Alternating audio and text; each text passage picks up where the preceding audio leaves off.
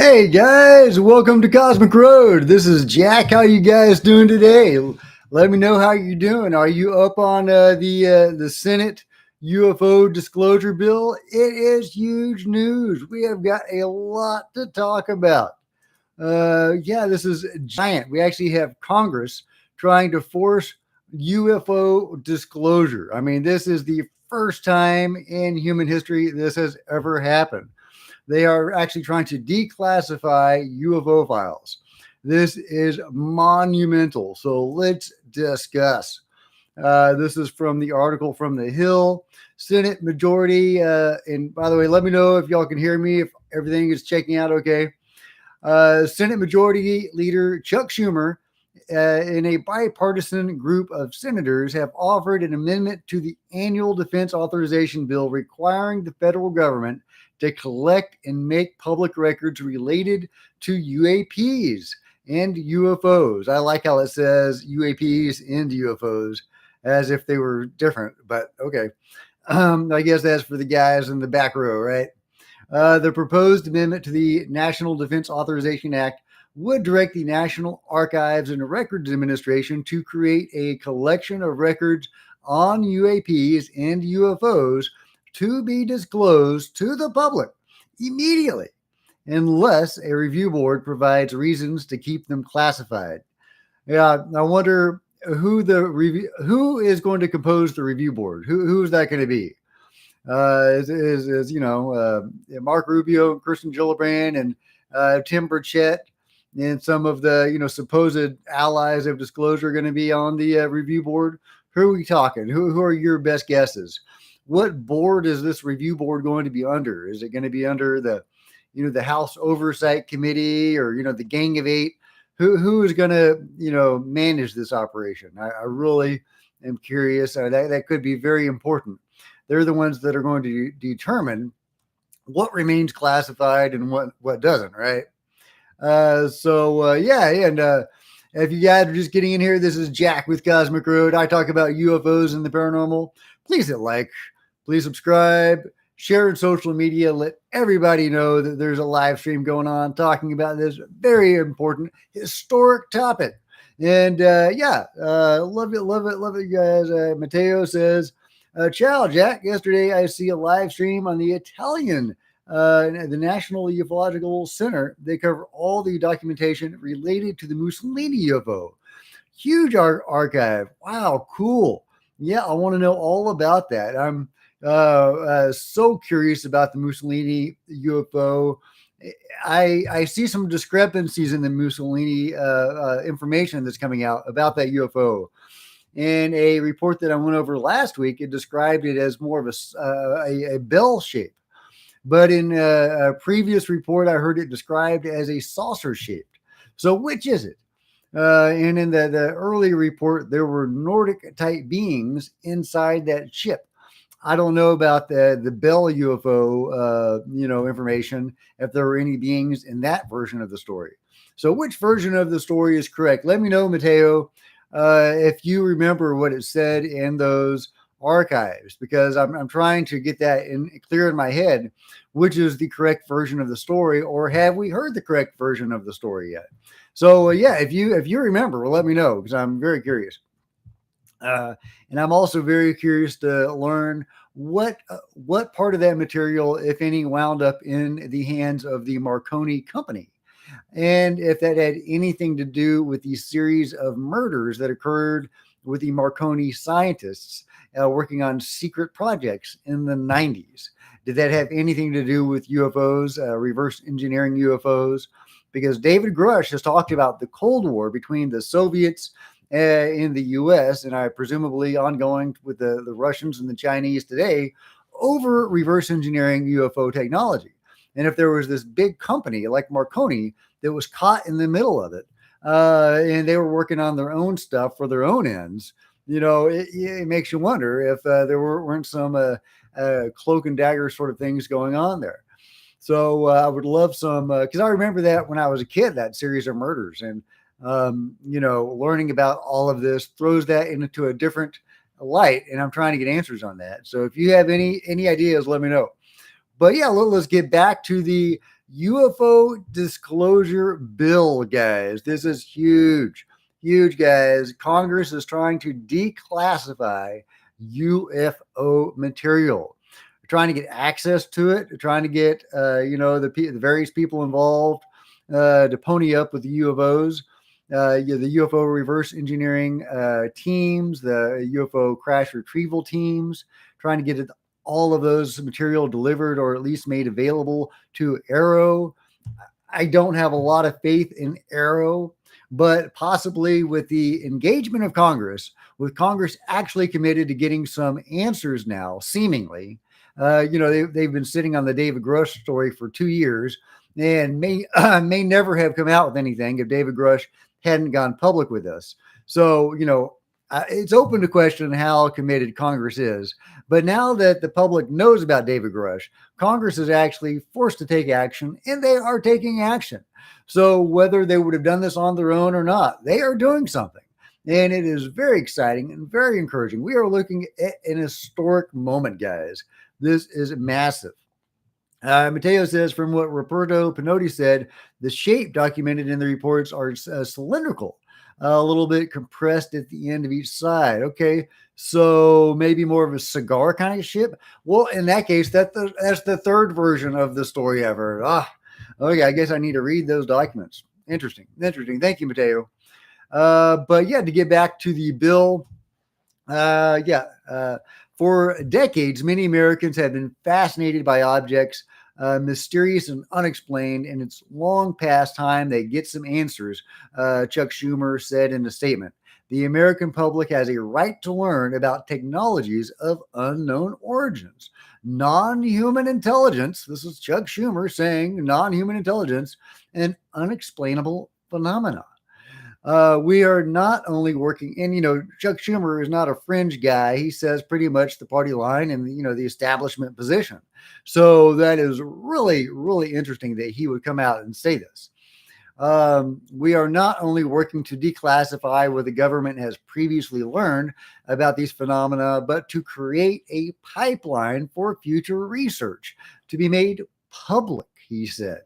Schumer said he is carrying out the legacy of former Senate Majority Leader Harry Reid.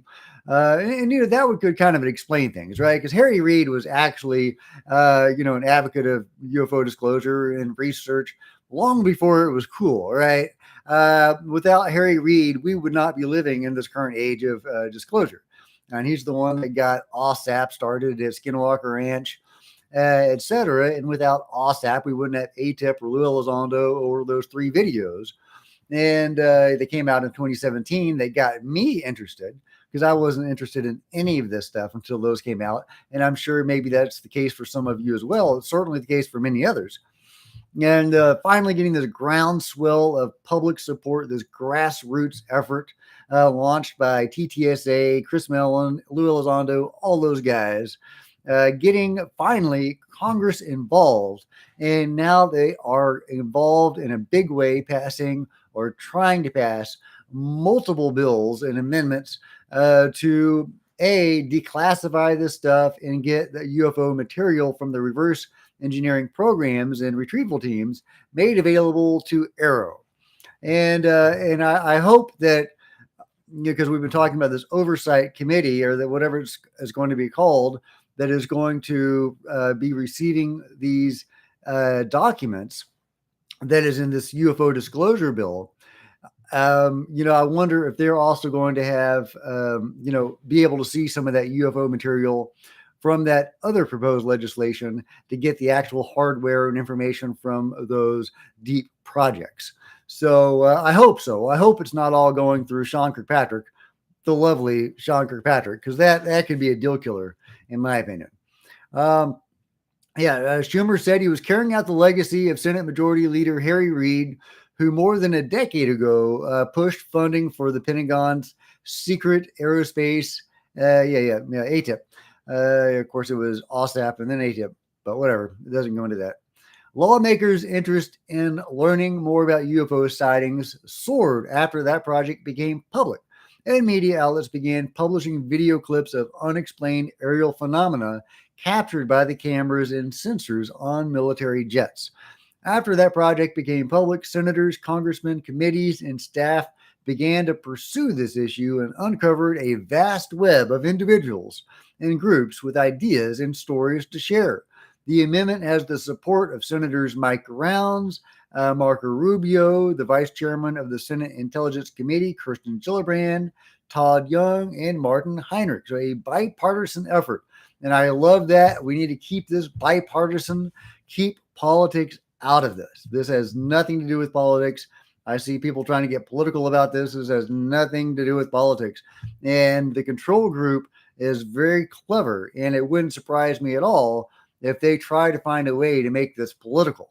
And because that would be divisive, right? That would pit us against each other and, slow down the study and disclosure of UFOs. So that would be a brilliant move on their part to make this political. And I can totally see them trying to do that. So stay frosty, stay on your toes, stay on guard about politics being inserted into the UFO game, because it is totally possible and it is even likely. That would be a great way to, put a veil over disclosure. I guess fighting amongst ourselves. Lawmakers say the sheer number and variety of stories about UFOs have led some of them and their colleagues to believe the executive branch may be concealing information about possible visits from extraplanetary civilizations. Yeah, okay, let me go over that again. They believe the executive branch may be concealing information about visits from extra. Yeah, okay, I don't know. I don't know how much of this goes through the executive branch, honestly. Various presidents have been briefed on this.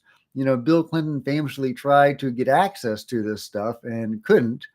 Jimmy Carter was briefed on it and broke into tears. And, I did a piece on that recently as a possible explanation for why that was. But I don't think the executive branch really has a lot to do with it. But let me know if you think otherwise. A lot of people think that, Eisenhower or Truman started Majestic 12. So maybe it originated in the executive branch, if that story is true. I'm not sold on Majestic 12. Obviously, there's a control group, whatever you want to call it. I think it probably goes back further than Majestic 12. I think that it goes back decades further than Majestic 12. But that's just me. Our goal is to assure credibility with regard to any investigation or record keeping of materials associated with U.A.P, said Rounds. Relevant documents related to this issue should be preserved. Well, of course, right? No, let's destroy all the documents like they did in Roswell. They try to get access to the Roswell files. Oh, they were destroyed. Oopsie. And then they tried to find out, well, who destroyed them? Couldn't find out who destroyed them. Interesting. There is a lot we still don't know about these UAPs, and that is a big problem, Rubio said. We've taken some important steps over the last few years to increase transparency and reduce stigmas, but more needs to be done. This is yet another step in that direction, and one that I hope will spur further cooperation from the executive branch. Understanding UAPs is critical to our national security and maintaining all domain awareness, Gillibrand said. I'm not crazy about them framing it in terms of national security, but I get it. I mean, the DOD is a big part of this.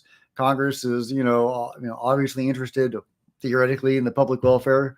So, they do, and that also gives them a justification for pursuing this, talking in terms of national security. I don't like it because there's so many people that want to, theorize about a possible false flag alien invasion, and people talking about a possible threat just feeds that fire. I think that's a false fire, but I do think that is unfortunate that they do tend to frame it in that way, or at least bring that up. Anyway, so the push to declassify more information about UAPs and UFOs comes after Air Force veteran David Grush, a former member of the National Geospatial Intelligence Agency, told News Nation that the U.S. government has recovered non-human craft for decades and decades, right? we got our first craft, well, that we know about, which was the Mussolini craft, in I think 1944. I was thinking it was 45, but it turned out it was 44. Grush, and it was the Vatican that gave us the heads up on that, is my understanding. We came over there to Europe, and the Vatican approached us and approached the U.S., said, hey, we've got a UFO. Mussolini had a UFO. You want to take a look? So I think that's very interesting. I've done several pieces on things the Vatican seems to have known, and information that has come out about what the Vatican has known over the years. And they've known about this stuff for a long time, going back centuries. They've known about this stuff. So very interesting, very interesting. I would love to know what all they know and what they've been involved in. Grush implied in the interview that the government has recovered more than spacecraft materials. Well, naturally, when you recover something that's either landed or crashed, sometimes you encounter dead pilots. And believe it or not, as fantastical as that sounds, it's true. Well, of course, they have bodies. We know that, right? But now the mainstream public is actually learning this, that there are bodies. These are not drones. These are not probes. Sean Kirkpatrick tried to pretend they were all drones and probes in that paper that he co-wrote with Avi Loeb. And that was the purpose of him writing that paper, was to advance the idea that all the activity we're seeing is simply drones and probes, possibly from a mothership that had dropped them off years ago. Sean Kirkpatrick is a wonderful cover-up agent. He's a credit to the cause. He really is, going so far as to write scientific papers with the likes of Avi Loeb. And I love Avi. I'm glad that he's in the game, but Sean was just using him for that. And that is unfortunate.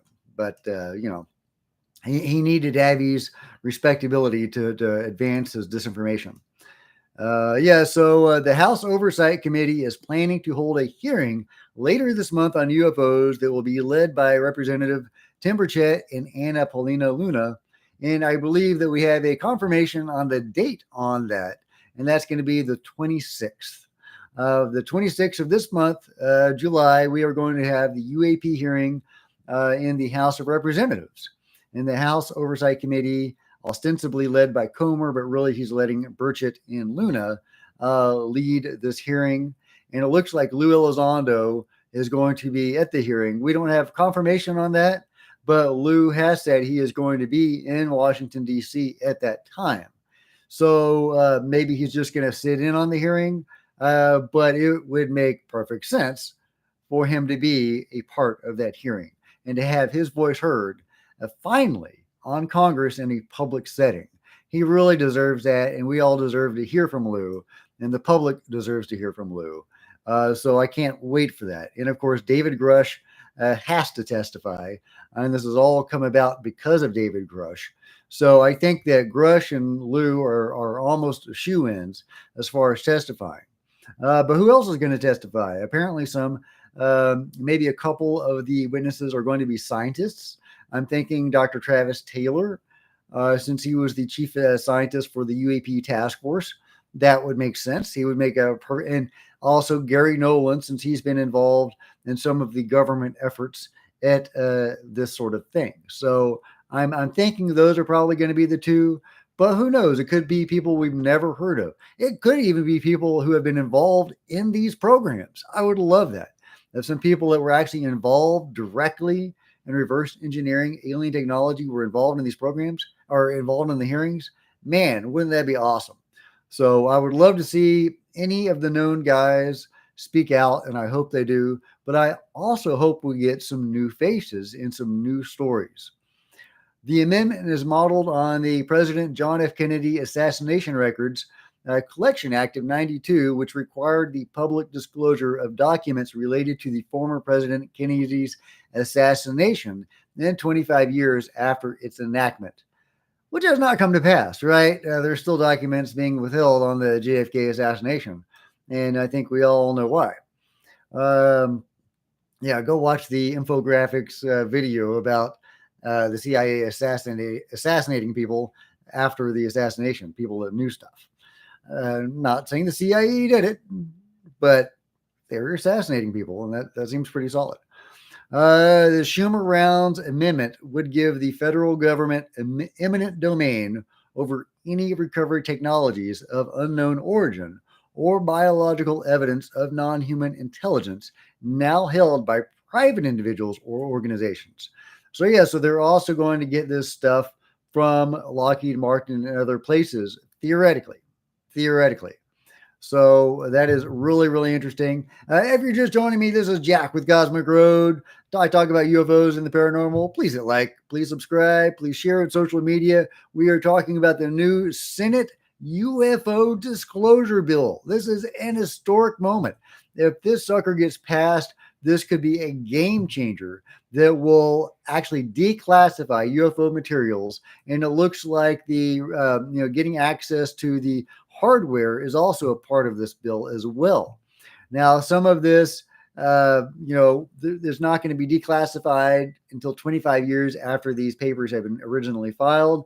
But guess what? They have been doing this for many decades. We have a wealth of documents that could be declassified. If anything exists from Roswell, that could be declassified. But yeah, just so much stuff could theoretically be declassified. I think they should do away with that 25-year thing. I understand why they did it with JFK, but some of the stuff is current and ongoing, and the public needs to know about it. So, yeah, it's kind of a cop out to wait 25 years. But again, we have many, many decades of this stuff. So we have plenty of stuff that could come out that happened 25 years or more ago. When did the Phoenix Lights happen? Was that 25 years ago? That was over 25 years, right? I wonder if the government has done any research or knows anything about the Phoenix Lights.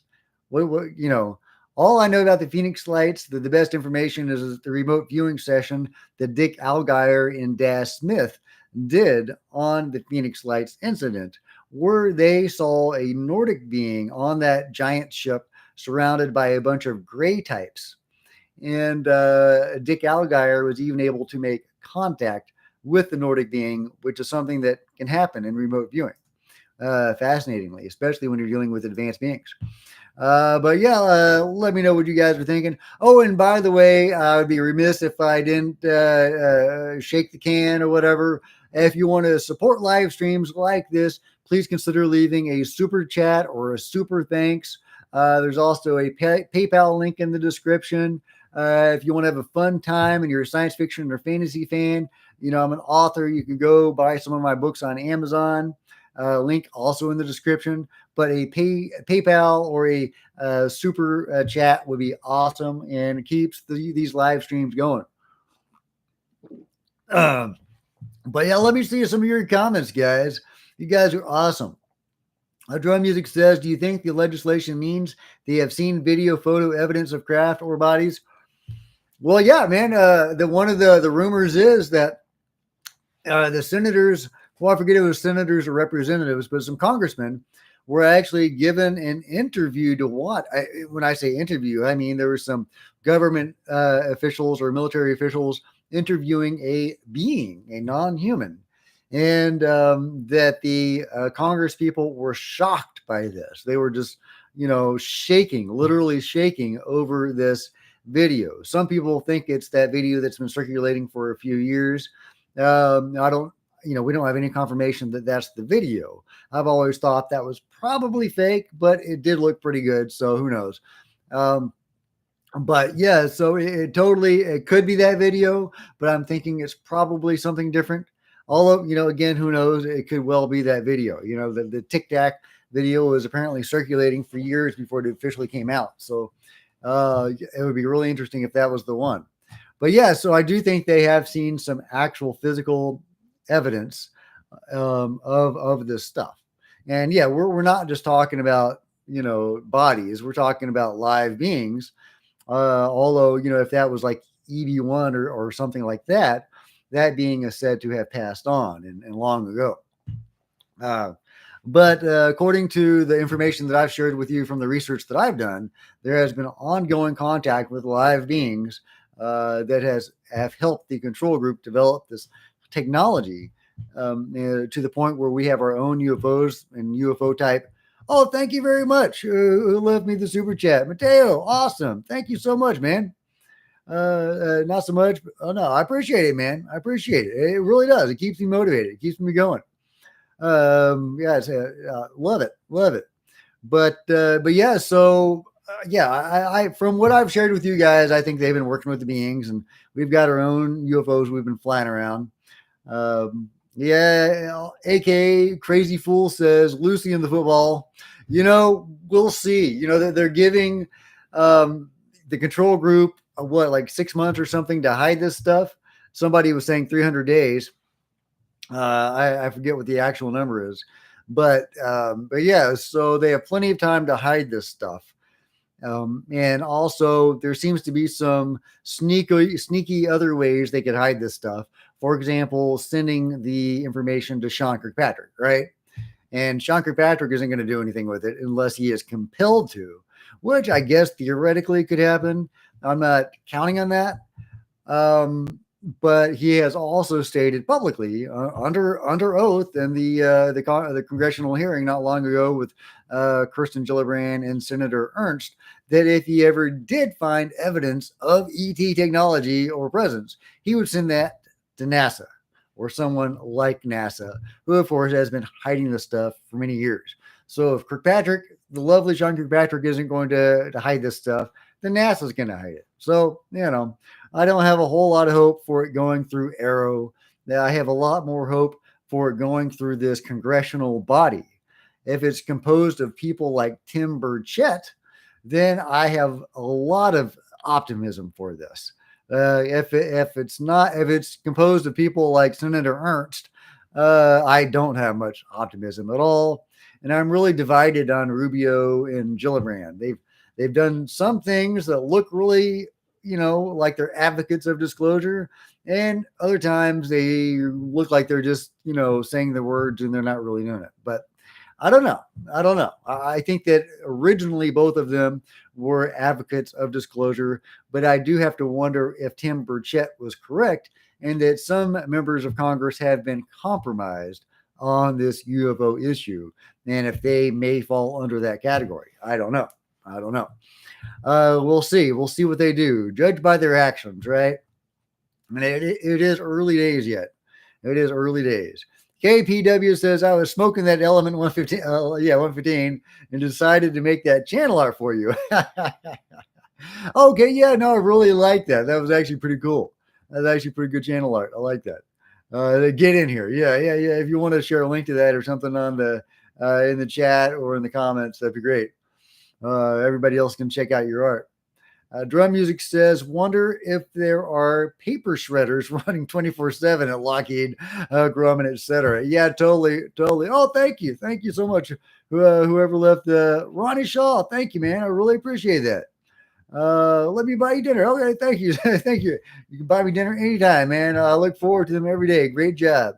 You help sum up the current pulse of the community. All right, man. Thank you so much, Ronnie. I really appreciate it. Yeah. It's a steak dinner tonight on Ronnie. Appreciate it, man. Let's see. Yeah, smoking Element 115. Okay, that was funny. Little scleosm. I don't know how to pronounce that name, but accidental fire, flood, computer glitch, and explosion destroyed it all. Relevant. Yeah, right. Yeah, right now they've got their paper shredders cranked up on overtime, right? They got their bleach pit going. Drum Music says, need Dave Fravor to testify.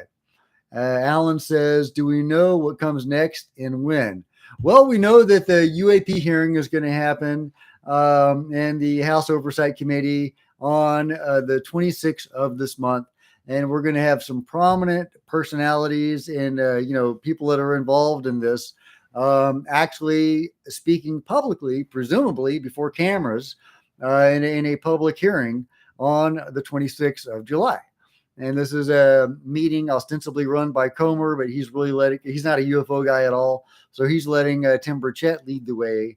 And it seems like Luna, who I don't know anything about, is also going to be co-leading that hearing. And it strongly looks like Lou Elizondo is going to be speaking, since he has said publicly that he's going to be in Washington, D.C. at that time. Now, it could just be he's attending the hearing. We'll find out. I really hope that he gets his day in court. Stephen Greer would just have a condition fit. I love it. I do. I do. But Stephen Greer's done some good stuff, but yeah, he's also done some bad stuff. So some Tim Wong says, will Biden eventually address this? Feel like that's the one person that would make it feel official for more people who are on the fence. Oh, absolutely, man. If it came from the executive branch, if there was a White House press conference and the president came out and said, my fellow Americans, we are not alone. And by the way, here's the proof.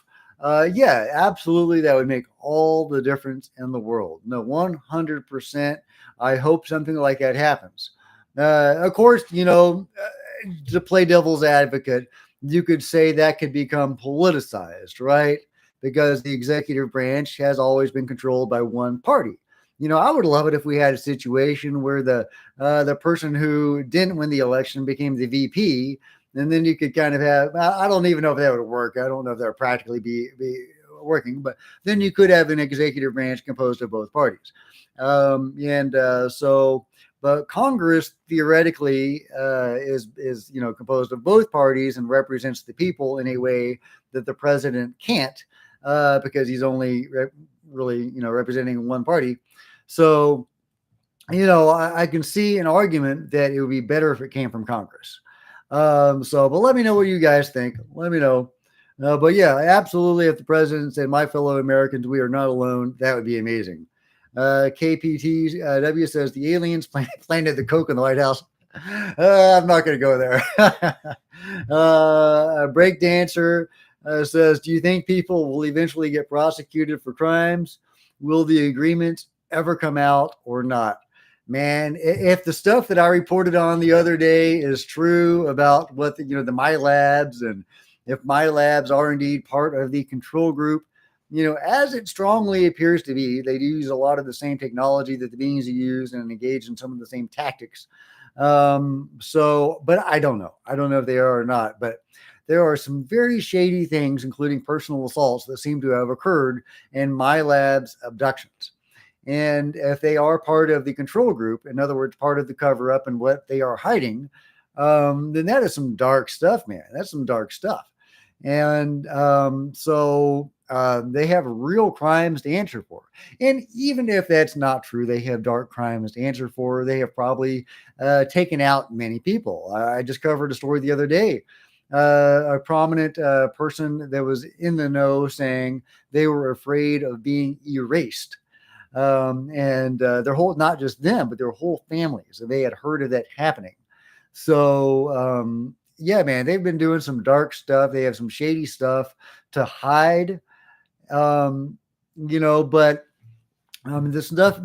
they have every motivation in the world to hide the stuff and to keep this stuff secret, and they will to the best of their ability. I have no doubt of that. However, there are pro-disclosure people, I firmly believe, even within the control group.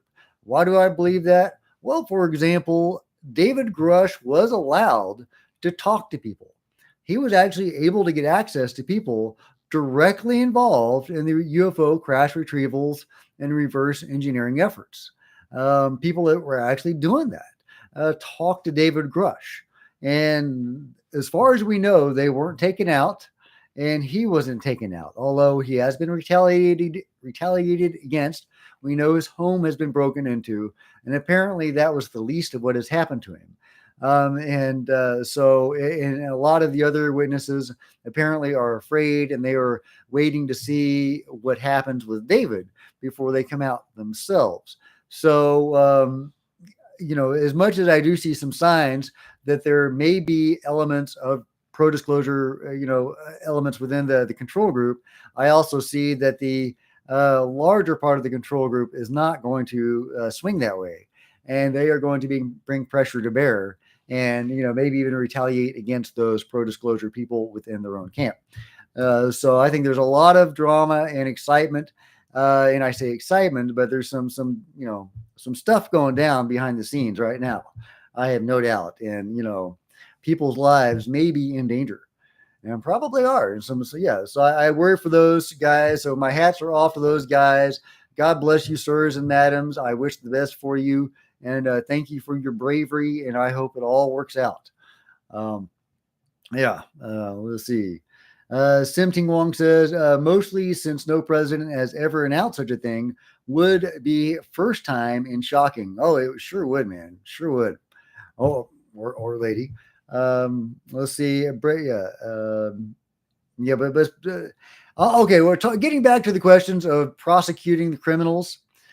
I think that people who have engaged in murder and assault should be prosecuted. However, I do think that there needs to be some method of amnesty for the others.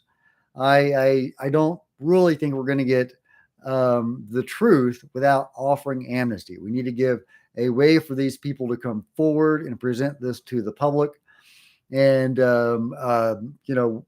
maybe there's a UFO witness, whistleblower witness protection kind of thing. But there definitely needs to be some sort of amnesty for people who are involved in more of the mid-level to lower crimes. I think. What do you guys think? Let me know your thoughts. But I think that would really speed up the disclosure process.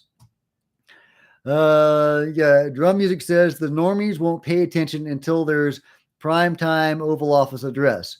Yeah, no, that would make a huge difference. Absolutely. Absolutely. As an author, are you team Oxford comma? Love the Oxford comma. Actually, I try to switch it up. I do. It's situation dependent for me, the Oxford comma. It depends on the sentence in question, if it's going to impede the flow or make it a better sentence. So I swing both ways on the Oxford comma. It just really depends for me on the sentence in question. So yeah, I'm on the fence. No, I'm not, but it is sentence dependent for me. Alan says, does he interact with the chat sometimes? Does who interact? Let me know who you think is interacting. Ronnie says, hey Jack.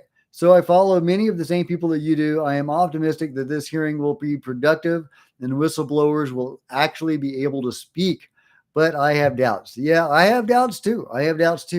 And like I've just said, the news is, word is that there are multiple whistleblowers that are waiting to see how things shake out and how David Grush and others are treated before they come out as well.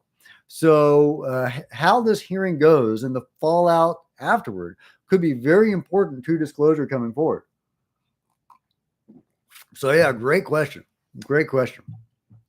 Ronnie says people need to understand, just as Jeremy says all the time, we are beyond the if they are real. We need to be talking about why. Exactly. And that's something I've talked about before. On this channel, I'm less interested in proving the existence of UFOs. I mean, when I see good proof, I'm happy to share it. I think that's fascinating. I love a great UFO video as much as the next person. But I really want to understand the phenomenon more than I want to prove the existence of the phenomenon. The phenomenon's real, but why? Why is it here? Why is it interacting with us? What can we do to advance our relationship with the phenomenon? How do we redress the wrongs that have been done and pave the way for a better future and a better relationship with the phenomenon? How do we prevent the bad stuff that has happened? And also, we need all of this to become public, for this to become something the public is directly involved in a legal sense, in a lawmaking sense. I mean, if deals are being made with the Greys or the Nordics, the public should have a say in what deals are made to which races, right? I mean, this is something that could be hugely important to the future of humanity. And I think the public needs to be involved in that decision-making process in some way or another. I think that keeping this secret from the public for so long has been terrible. And we are depending on the control group who has done some shady stuff to be making the right decisions about what beings to interact with. And I'm not persuaded at all that they are operating from a moral point of view and that they would make those good decisions. So, the public can make wrong decisions, all the time. But I think that the public at large has a much better moral compass than the UFO control group. My 2 cents anyway. So I really think that that's why disclosure is so important. That's one of the reasons why disclosure. There's multiple reasons, but that is one huge reason why UFO. Oh, thank you very much, NeoCal. I appreciate that. It's awesome. Um, let's see. Yeah, drum music says that he hopes Lou can testify. I think he is. He's going to be in DC on that day. Uh, Trolada's Backyard Observatory says, "Hey Jack, how's it going? I love the cloverleaf." Alex Cruz says they are certainly real. Friend and I witnessed a silver disc hovering just above the treetops in '96. Wow, cool, man. Yeah, I just saw my first UFO. I mean, I think I saw one before, but it happened like that. It was so quick. It's really hard to fix on that one. But I do think that was a real event. But the one that I think of as my first UFO sighting happened less than a year ago, and it was really cool. Ronnie says, how do you feel about the possibility that some of these UAP UFO are a form of life and not just a vehicle or craft of some sort? Some think, yeah, okay. Well, that's a really great question because I think that it's a very complicated question with complicated answers. Some of the UFOs seem to be alive. In fact, a lot of them, maybe most of them, seem to be alive in some way, to have a consciousness of themselves. Why do I say that? Because many experiencers. I mean, Grant Cameron wrote a book about this. A great UFO researcher, Grant Cameron, wrote an entire book about this. Many experiencers, and that is alien abductees or contactees, at some point during their experiences, get to fly the craft. And when they do, and this is going to sound woo-woo and crazy to some of you guys, but this is what they report. They merge their consciousness with that of the vehicle. And when they do, they find out that the vehicle itself has its own consciousness. And sometimes that seems to be a remote being from somewhere else. And sometimes it's the vehicle itself that seems to have its own consciousness, even sometimes its own name and identity. And the beings, contactees will have relationships with these craft. Dolly Saffron, who Preston Dennett has interviewed many times and does a show with now, Through the Light Gate, something like that. And he wrote a book about her. She's really a unique, pretty much experiencer, very rare, and that she's a fully conscious contactee. They didn't wipe her memory after her experiences every time, and so she has a lot of memories. And she one of her jobs, one of the things she was taught how to do during her experiences is fly the ship. And she gave the ship a name, and she had a relationship with the ship she was flying. It was the same ship every time, more or less. So yeah, so that's one example of how ships can be alive. But in another sense, some of these ships are coming from somewhere else. Now they're not coming from our 3D reality. They're coming from a different dimension, a higher plane of existence, whatever you want to call it. And some of them may indeed be living in an entirely different way. I don't know. My favorite ship so far is the Merkaba light vessel caught on video by one of my favorite experiencers, Peter Maxwell Slattery.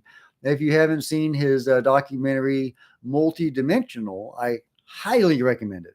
It will give you a whole new view of the UFO abduction phenomenon and of contact experiences in general. I have my two favorite experiencers are Chris Bledsoe and Peter Maxwell Slattery. Chris Bledsoe is pretty famous at this point, and as well he should be, right? But Peter Maxwell Slattery probably deserves just as much attention and fame. Not that he seeks fame, he doesn't at all. But his high level of interactions and experience, going to other dimensions, getting more UFO videos than just about anybody. He's even got two beings on camera.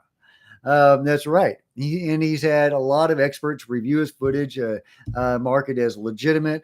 He's had over 40 remote viewers, blind to the target, remote view his footage and his material and his interactions, and finding not just that they were legitimate, but finding out further information even that he didn't know about. from their remote viewing session. So check out Multidimensional Peter Maxwell Slattery. But one of the vessels that he caught on camera was this the shimmering light vessel. This Merkaba light vessel. It's kind of like a rainbow colored shimmering vessel. And remote viewers viewed it, and they found out it was the vessel of a crew of I think a small crew of high vibrational beings from a higher dimension. Isn't that cool? I mean, that's just cool, right? That's just cool. And that goes along nicely with his stories because they have taken him to other dimensions. And I know that sounds out there to some of you guys, but honestly, if UFOs were just 3D ships from, other people on other planets, it wouldn't be nearly as exciting to me personally. But the fact is that the fact that there is this other dimensional consciousness, metaphysical, spiritual, whatever you want to call it, aspect to it really makes it so much more exciting to me. And I have personal experience with one of these things now, one of these metaphysical, spiritual vessels, and just amazing stuff. I love it. And it makes me much more optimistic about the phenomenon and about our relationship with the phenomenon. We are not merely, an experiment or a resource to these beings. There is more going on than that, although that could be part of it too. And if so, we need answers on that, and we need redressing. And that's why UFO disclosure is so important. But let's see. But thank you so much, Christian. Christian Morales has joined the chat. What's going on? Oh, yeah, we're talking about the UFO disclosure bill. And let's see. Have I finished that article, the Schumer-Rounds Amendment? Oh, is that what they're calling it now? The amendment is modeled on the JFK assassination bill. And that's right. We've done that. And that is going to, and that's important because it requires the public disclosure of documents related to the JFK's assassination 25 years after its enactment. And that it looks like that's what they're trying to do with this new bill as well, saying they have to declassify everything within 25 years. Fortunately, we have many decades of this going on. So we have a wealth of documents that occurred 25 years or more ago. So we have a whole lot of stuff that could potentially be declassified very shortly, guys. Within a year or so, we could get access to a treasure trove of UFO material. Of course, it's going to have to go through this congressional committee, and they're going to have to approve the release of this stuff. So it's, for me, it's all about who is going to be on that committee. And we need to make sure, somebody needs to make sure the control group is not trying to muscle in on those committee members. I think it is almost inevitable that they will. And so that needs to be addressed, and some safeguards need to be taken for that all important committee. We don't know who's going to be on it, what it's going to be called. We don't know what, entity it's going to be under, whether the House Oversight Committee, the Gang of Eight, whatever various congressional entities there are, or subcommittees, whatever. We don't know where it's going to fall yet. But apparently it's going to be called the Schumer-Rounds Amendment. That's what's going to create this, if it passes. Big if, but I think it will, since some version of it is almost certain to pass, included in the Defense Authorization Act, because they have to pass that. And that's how they've been running all this through, is through the National Defense Authorization Act. That's how Arrow was created, and so on. I believe that's how the U.A.P. task force was created.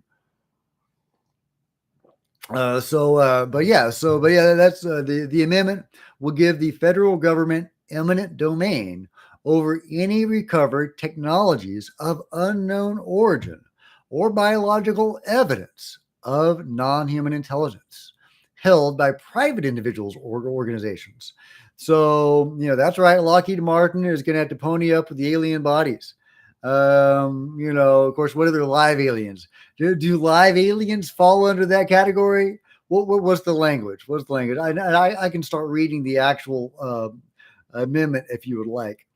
I mean, it's dry, but it is pertinent, right? Um, the title, at the appropriate place, insert the following title: unidentified anomalous phenomenon disclosure. Blah blah blah. Section 1, there's 4. All federal records related to unidentified anomalous phenomena should be preserved and centralized for historic and federal government purposes. By the way, I provided a link to the amendment itself in the comments. So if you want to, you can read along with me or read it on your own time.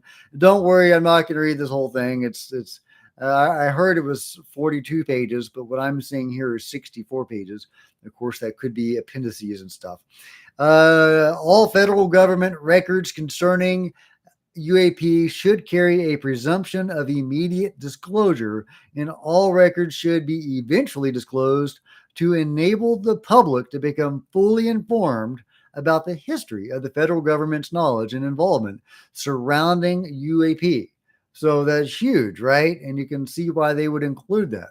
Legislation is necessary to create an enforceable, independent, and accountable process for the public disclosure of such records. So, I mean, all of this is just gold. I mean, it really is. I wonder if Chris Mellon had a hand in writing this, because it is thought that he had a hand in writing the language forming the creation of the U.A.P. task force, possibly even Arrow. I don't know. But anyway, I love it. Legislation is necessary because credible evidence and testimony indicates that federal government U.A.P. records exist that have not been declassified or subject to mandatory declassification review as set forth in blah, blah, blah. So, yeah, the legislation is necessary. It goes on in a different section because Section 552, blah, blah, blah, as implemented.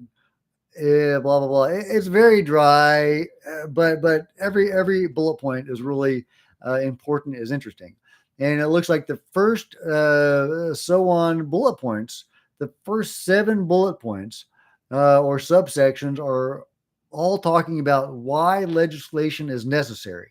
So it's justifying why this amendment needs to exist. So that is interesting, and every one of those points was really on point. So I really, but I'm not going to read this whole thing. It is really dry. However, there is one point. Well, I mean, there's probably a few points I want to bring to your attention. One is they are now calling contactees or experiencers close observers. That's in the definition sections. Number 2 of the definition sections. The term close observer means anyone who has come into close proximity to U.A.P. or non-human intelligence. So not just people who have seen a UFO, but actually people who have interacted with the beings are now going to be called close observers. Now, I really think there needs to be a scale, right? We've always had this close encounter scale, right? The close encounters of the 3rd kind, 4th kind, and the 5th kind, and so on. And I do think there needs to be a scale. What do you guys think? Is close observer going to cut it, or do you think we need a better definition than that? Let's see. What are you guys saying? Yeah, Alex says they are certainly real. Yeah, you saw a silver disc. Yeah, I went over that comment. That was awesome. David says the only way any of this makes sense if this is a simulation. Well, something like that, I think. Maybe not a simulation in the computer sense of the word, but from studying a lot of near-death experiences, the general wisdom is that this is a created reality that we have entered into for some purpose, and everybody has a different theory on why we come into this reality. And when I say we, I mean our souls. I used to be an atheist, but now I have direct experience with the soul. That's pretty cool. I actually had my first out-of-body experience last week. Pretty cool. Pretty groovy. Yeah, I probably should do a whole video about that. But anyway, pretty neat. Pretty neat. But yeah, so I do think that it's not a simulation in the computer sense, but it is basically, a simulation in a way. This is a created reality, and we come from elsewhere. So that seems to be the collected wisdom from studying many near-death experiences. And I have to date absorbed thousands of near-death experiences. It took me a long time to come to the belief in the spiritual, and finally, it was direct experience that compelled me. But those studying the near-death experiences, I think, opened me enough to where I was able to have that direct contact. So, but yeah. So anyway, really cool, really cool. Little Skiasm says, then fine aerospace agencies for having unlicensed pets. Right. I'm going to fine you, Lockheed Martin, for having some unregistered grays running around, right? Oh, that'd be hilarious. UFO Art says, couldn't it be a small country that reveals it first? Man, it could. It could. I mean, what South American country was it? Peru? Was it Brazil that just like a couple of years ago revealed all their UFO files? I mean, so stuff like that has happened. I mean, that's a great point. Of course, there's also a lot of evidence that the U.S. comes in and muscles these countries and takes over their operations, and their UFO crash retrievals and etc. The U.S. comes in and takes control of that, and they're probably not too gentle about it. So I think that some of these guys have their hands tied. But yeah, if you can remember, guys, what South American country it was that came out with their UFO files just within the last span of years. I forget who it was. Ronnie says, personally, I understand why disclosure could be a bad thing. However, I think that people should know the truth. I don't think that just a handful of people should be privy to that info. Absolutely, right? Yeah, and I understand why it could be a bad thing. And Bob Bigelow apparently told James Fox why he was very concerned. He had seen some studies on what would happen with the public when disclosure came, and he was so alarmed that he told James Fox he didn't think it should happen.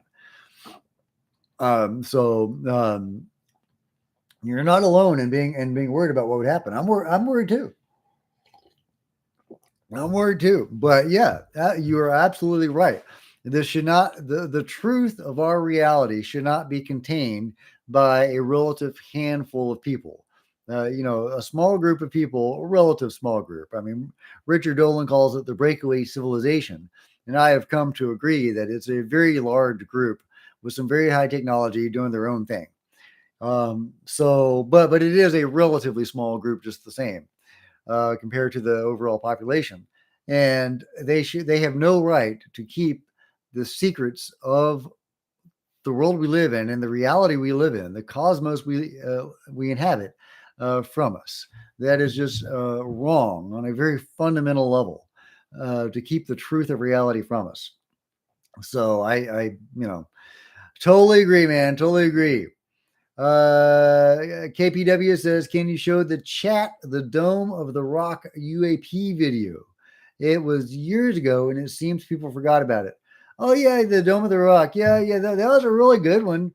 I have seen some people debunk that, saying it was done by film students, like different film students viewing that from different angles. And I have seen other people debunk the debunkers. So I'm really kind of on the fence about the Dome of the Rock U.A.P footage. But it's a great video, and it's a compelling case either way. Drum Music says, exactly, lives have been ruined, careers, people have been labeled crazy. Yeah, right. The control group has done some shady stuff. AKA Crazy Fool says, it's okay. Next time the universe rolls around, you'll be on time. I was on time. What do you mean? Well, let me know what you mean by that. Space Alpha says, makes me happy seeing some folks understand. Absolutely. People are waking up. I lived my entire life with blinders on until 2017. And I'm sure there's a lot of people in the same boat. And there are some people that are just waking up now. And, if any of you guys are among the chat, welcome aboard. The water's warm, and we'll get you sorted out. It's exciting times, guys. Exciting times. UFO Arc says, talking about remote viewing, does anyone think if someone that is visually blind would be awesome at remote viewing? Yeah, that's a great question. There's actually a group of people that Grant Cameron has done several videos about, and that I found independently from Grant Cameron, that teaches people, mostly kids, these insane abilities, how to see with their third eye, or whatever extra sensory perception it is. These kids can be blindfolded with these serious duty blindfolds, and they are taught how to run obstacle courses and do all these things. They can even see behind them because they're not seeing with their eyes; they're seeing with their soul, or whatever. And it's just amazing what these kids have been taught to do. And some blind people have been instructed in those same techniques, and it works, right? I mean, I'm not an expert on that. I'll let y'all do your own research on that. But yeah, apparently, blind people have been taught to see using extrasensory perception. So it wouldn't surprise me at all if remote viewing would come naturally to blind people, and if they would be amazing at it. Yeah, Little Skleosm says, if I'm saying your name right, subpoenas will be necessary. And that is what Tim Burchett said just the other day. If the Pentagon tries to block these whistleblowers from coming forward, we will have to subpoena them. And we will compel these witnesses to come forward against the wishes of the Pentagon. So I'm really curious about that. What mechanism that will the Pentagon bring to bear on these whistleblowers to attempt, anyway, to prevent them from coming forward? What did Tim Burchett mean by that? I have no doubt that the Pentagon, aspects of the Pentagon, because we always have to remember the IG is on David Grush's side. And he's been a staunch ally. The Inspector General of the Pentagon has been a staunch ally of David Grush. And we probably wouldn't be talking about this right now. We wouldn't be having this hearing on the 26th if the IG was not an ally of Grush and of disclosure. So I don't want to impugn the whole Pentagon, but probably a lot of the Pentagon is really anti-disclosure and has been a big part of the cover-up from the get-go. So what exactly are they doing to these whistleblowers where Tim Burchett is saying we're going to have to subpoena, or we might have to subpoena these guys to come forward? Do you guys have any ideas about the methods the Pentagon might be using? Because we have heard Comer talk about people that have not passed the vetting procedure to be a witness at the hearing. Is that the mechanism? Is that what they're talking about? Because I'm not quite sure. And if you're just joining me and us, this is Jack Connor with Cosmic Road talking about the new amendment coming out of the Senate, led by a bipartisan effort, but led by Chuck Schumer, to declassify UFO documents.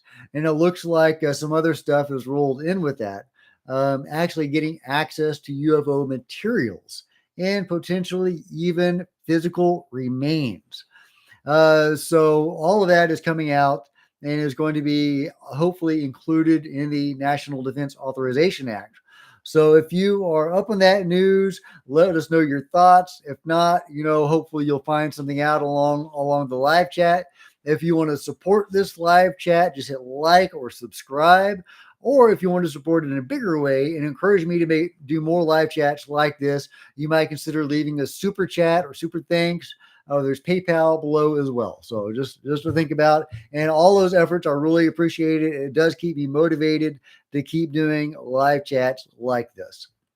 I really enjoy doing it, but it does provide a motivation to keep doing it. Drum Music says, just the fact that the U.A.P. disclosure language is appearing in actual legislation is remarkable. Man, it really is. I didn't think I would ever see the day this would happen. Congress actually passing laws to declassify UFO material, not just declassify it, but get them to show it to the public and even potentially ships and bodies. That's just insane. That's insane. And that is something that is happening right now that we are witnessing. Now, just to play devil's advocate, let's look at that from another way, right? All right, because we have to remember that David Grush testified to both houses of Congress 2 years ago in a closed hearing. They sat on this for 2 years. They didn't tell us jack for 2 years, right? Until David Grush came forward talking about this, and then they were compelled to talk about this, and now they're even passing laws about it. So, thank God David Grush did that. And, thank God for Ross Coulthart and News Nation for making this happen. And everybody else that was involved in this. So, Leslie Kean, all those guys. So, but they have been sitting on this. Congress has been sitting on this without doing anything for 2 years. So how sincere are they in this? Could all of this amendment that is being passed right now, be another blue book? And here's what I mean by that. What if they're giving, the powers that be, the control group, whatever, these 300 days or whatever it is to provide this information? And then once it goes through their review process and this committee looks at this material that has, John Kirkpatrick's pulling his teeth, providing this material, whatever the case may be. So this committee has this material and they come out to the public, a year from now or whatever. And they say, okay, we've looked at this. And it turns out it's all been balloons all along. It's all been seagulls. Mick was right. Mick West was right. Or they do some, it was all, World War II Germans, that technology. Because they've trotted out that idea. They've floated that idea several times. They've inserted the German thing into disinformation at least 2 or 3 times to my knowledge. And probably more times, famously or famous to me, may not be famous, but George Knapp did a story about a former director of Area 51, who, this was, decades ago. He was a director of one of the big contracting companies at the time. It wasn't Lockheed Martin. It was a now defunct company that was at that time managing Area 51. And he was a director of Area 51. And he talks about a live being at Area 51. Told this to George, right? Over a few years, right? George had to kind of get this out of him. And years later, the Men in Black approached that guy. I forget his name offhand. Was it O'Donnell? Hal O'Donnell? I think that was his name. And the Men in Black approached him and told him, you have to stop telling people there was a live alien or any aliens because this ostensibly was a being from the Roswell crash. Maybe he was talking about EB1. So you have to stop telling people that. You have to tell them our narrative, our version, and that's that the people aboard the Roswell craft were actually victims of Joseph Mengele, the evil German scientist from World War II. So that's the narrative they wanted to advance, this German narrative, right? Now, I firmly believe that the Germans were doing some funky stuff back then, probably involving the beings, right? I don't know at what level that was. It may have been at a minor level. It may have been at a major level. But whatever, I do think there was some contact. But I think some of that may be inflated and exaggerated, and it may be disinformation. See, for example, this Hal O'Donnell story where the government wanted people to think it was the Germans, not the aliens. So just one example of things they could trot out as far as, if this committee comes out saying, okay, we've reviewed this material and all along it was the Germans, or it was the Russians, or it was the Chinese. You know what I mean? Just to play devil's advocate, what if all of this is a stage show? All of this is a theater. And a year from now, they're going to come out with that, right? I don't think that's what's going to happen. I don't think that Tim Burchett is going to let that happen. I honestly don't.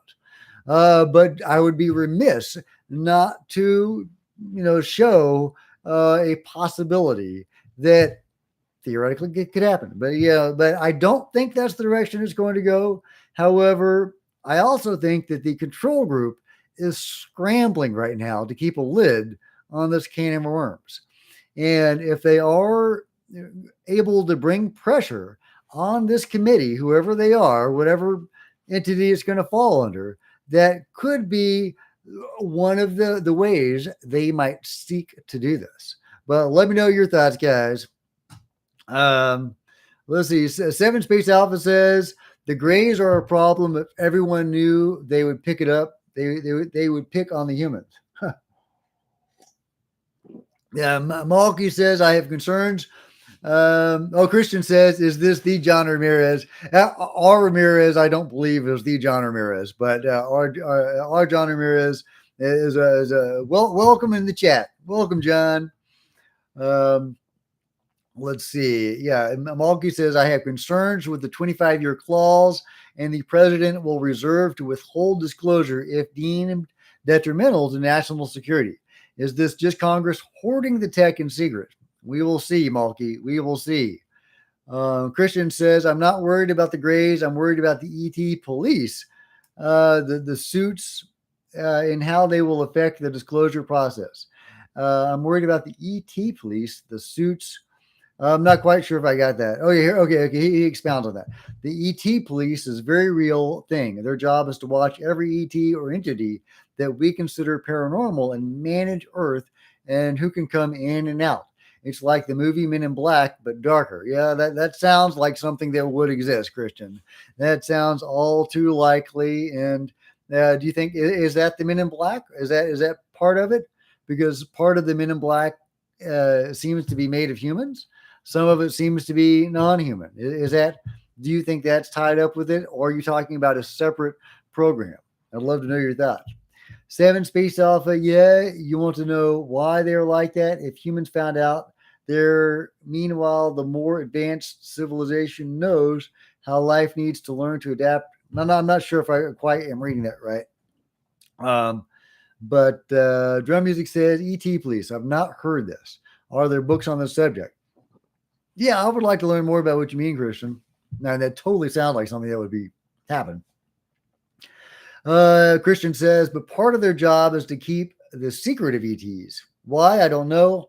I'm talking about the suits and the control group. Yeah. Well, yeah. Now the control group, from what I've seen and shared with you guys, they're working with the beings, or they have in the past, and presumably still are, and they are keeping a tight lid on this. And it would make perfect sense for them to be involved in stuff like that. So yeah, I have no doubt that exists, and something like that exists. I would love to learn more about that. AKA Crazy Fool says, I live in Alaska, and even with Starlink, I have spotty service. I keep popping in and out of this. Did you see the Iran video floating around? Yeah, I did. Yeah, I did see the Iran video. That was really interesting. There was an Iran video, and then there was another video that looked like it might have been from Korea or somewhere. I wasn't quite sure about the location, where a bunch of people were kind of running up the street from something that seemed to be in the sky and seemed to be alarmed about something. So there were like some major in their Iran thing. If that's a legitimate, video, there was a UFO in the sky that the ground forces were shooting at. They were expelling a lot of rounds at this UFO that just kind of stood there stationary, this white luminous object. I don't have any more information about it. If you guys have any more information, I would love to learn more. Was that real? If so, what became of it? What happened after that situation? Really, really compelling video. Christian says, has anyone else heard this? Lou Elizondo says something similar in Theories of Everything with Sean Cahill. David Grush said something confusing, said they are neutral, but before said a deal was made. Yeah, that's right. He did talk about a deal. He talked about deals with non-human intelligences. And absolutely makes me think of the Eisenhower meeting There's several different versions of that meeting. I don't know which one is true, if any. Apparently, Jacques Vallée wasn't a big fan of the Eisenhower meeting idea. But I've seen a lot of evidence that it happened. However, I've also seen evidence that there's multiple versions of that story, and I've seen evidence for each one. Maybe he met with them multiple times. That's yet another version of that story. So, but yeah, I don't know what did Lou say about the UFO police. I would love to know what Lou had to say, or about a deal. Christian says since a deal was made, that's why they haven't acted aggressively. Well, yeah, I mean that's yeah, okay. So if we're going to talk about deals, if I guess we have to talk about the Eisenhower deal, and the most prevalent version of that story is that Eisenhower met with possibly three races, and he made a deal with two of them, and he didn't make a deal with the third one, who wanted him to denuke. And I think the third ones were the Nordics, and they were more enlightened, and they wanted to give Eisenhower and the Inhumans more enlightenment, more benevolent types of gifts, cures, and stuff like that. But they wanted Eisenhower to get rid of the nukes, and Ike, who had just won World War II, or at least the campaign in Japan with nuclear weapons, said no. And I can totally see where he was coming from, even though I think that he may have made the wrong call on that. And, maybe we should have made a deal with those guys and not the guys that supposedly he did make a deal with. And that was the Greys, as the one that I'm familiar with. I don't know about the other race. And of course, according to remote viewers who have remote viewed deep underground military bases, there are multiple races of being that the control group is interacting with. So I guess negotiations continued with different races. But yeah, so according to that story, the most prevalent story that I'm familiar with, Eisenhower made a deal with the Greys, who were willing to give technology in exchange for Eisenhower allowing a certain number of abductions and cattle mutilations per year. And seeing as how abductions and cattle mutilations have continued, apparently with government knowledge and sometimes even the help of the control group, because abductees regularly see government officials and military people assisting the non-humans in these abductions. And the fact that we've been flying around with our own UFOs seems to suggest there has been a technological exchange, and we are helping them with abductions. And they are the Greys, or at least a lot of them are the Greys that are doing this. So that really conforms to that story very well. And at the same time, we are shooting at ships. Could those be the Nordics that he did not make the deal with? Is that who we're shooting at? That is the information coming from the recent Brazil case. What was the name of that small town? Not Virginia. It was I just did the video on it last week about the UFO battle over, was it Mirages? Something like that. That wasn't the name. Majes, Brazil, where there was a UFO battle caught on camera. Many people saw it. It's a big thing. It was a real event that was then scrubbed from the internet afterward. And the beings that were recovered from those UFOs that were shot down by the U.S. military, the men in black, whoever they were, with some really fancy technology, those were Nordic beings. So they were human type beings, or very human looking, although they were very tall. They were the size of basketball players, which is not Nordics sometimes are described as tall, sometimes they're not. The one that George Adamski met was supposedly just average height. So, but these guys were supposed to be very tall, and I'm not sure what they looked like, but they looked human and they were very tall. So, were those Nordics, were some other race? I don't know. Could those be the tall whites, for example? I don't know, but I really have to wonder if we are shooting at the wrong guys and working with the wrong guys. So anyway, that all of that stuff really fits very well with that version of the Eisenhower story. So is that what actually happened? I don't know. All I can look at is the facts, and the facts do kind of lean in that direction. Do kind of lean in that direction. But I don't know. What do you guys think? What Lark says, trying to work out who is playing who in the latest round of the Great UFO board game is doing my head in. Yeah, right? Yeah, me too, man. I feel you. I feel you. If you're just joining the chat, this is Jack with Cosmic Road talking about the breaking news, the huge news, this historic moment where Congress is attempting to declassify UFOs, UFO material, classified documentation, even to deliver UFO material in bodies to some committee or arrow. So, or at least make them accessible to these people who are doing this. I don't have any faith in Arrow or Sean Kirkpatrick, as I've stated many times, but I have some optimism for Congress. It really depends on who's going to be in that committee, if they are true allies of disclosure or if they are agents of the control group or able to be pressured by them. And, I think the control group has a lot of power and they have a lot of dirt on a lot of people. And if they don't have it, they can manufacture it. So, it's hard to say what they can or cannot do.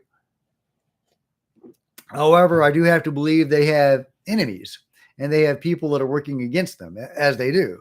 That, hopefully some of these guys have juice of their own. So, that's what I'm hoping. Ronnie says, I can't say how I know, but Honeywell built the ring laser gyro for the Minuteman missiles. The technology that was used has the ability to measure speed of light changes in a laser beam. Wow, that's cool. That's really neat. It has the ability to measure speed of light changes. I got to know more about that. He says, as the missile rotates to the left or right, this technology, in a laser beam, continuing the sentence, as the missile rotates to the left or right. This technology was highly classified and no one knew really how or where this technology came from.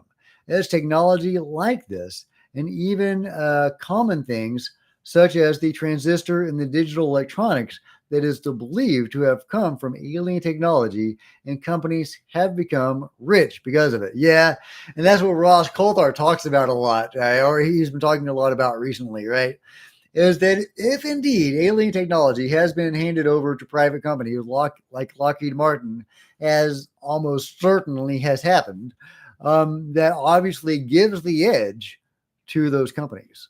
So what about the companies that didn't get it? They are going to be ticked off.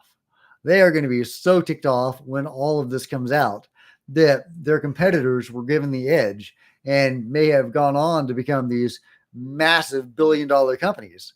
And they did not. So who's culpable in that? Who's going to get sued over that? What drama is going to result in that? And how will that affect or maybe even impede UFO disclosure? Because Lockheed Martin doesn't want to get sued by these guys. So just for that reason alone, they are motivated to somehow throw a wrench in the monkey works, or a monkey wrench in the works. So I think that there's so many elements of the cover up that have their own unique motivations for covering this stuff up, whether it's money, whether it's to cover up crimes. And I think a lot of these guys are genuinely committed to the cause. They believe in what they are doing. That's my own personal opinion. They believe in whatever agenda the control group has, whether it's just to amass power or they have something going on in some high level with the beings, because there are so many reports like the Terry Lovelace case and many others where people have seen military people and officials aboard these giant UFOs with the beings. Presumably, these are craft capable of going into space and that do go in space. And there's many other reports talking about bases on the moon and people have gone there and other planets. And if any of that is true, and I believe that at least some of it is, that indicates some level of the secret space fleet program exists. No, not the Corey Good stuff, but the Gary McKinnon, Terry Lovelace sort of stuff. Um, so there's a high level of interaction between the control group and the beings, is what I'm saying, on some level. Not at the David Grush level or people who he had access to, but on some level, there's a high interaction there, and I believe those people could be very committed to that cause. We don't know what that cause is. I don't know what that cause is. They're doing something at a very high level, and they could be very well committed to it. So that is another justification or another motivation for them to keep the secret. Whatever they're doing, whatever cause they have that they believe in so strongly that they would kill people for, as well as money and power and covering up crimes. And, Lockheed Martin trying to not get sued. They have so much reason to continue this cover up. But yeah, we're talking about the UFO disclosure amendment that is being advanced in the Senate right now by Chuck Schumer in a bipartisan committee. Let me know your thoughts on this, guys. If you're just joining us, this is Jack. I talk about UFOs and the paranormal on Cosmic Road. Please hit like. Please subscribe, share on social media, and if you feel motivated to support this live chat and future live chats, please consider leaving a super thanks. That would be much appreciated. It definitely keeps me motivated to keep doing these. As much as I like doing them, that definitely helps. UFO Art, can I ask a silly question? Are any of the aliens female? Absolutely, some of the beings are female.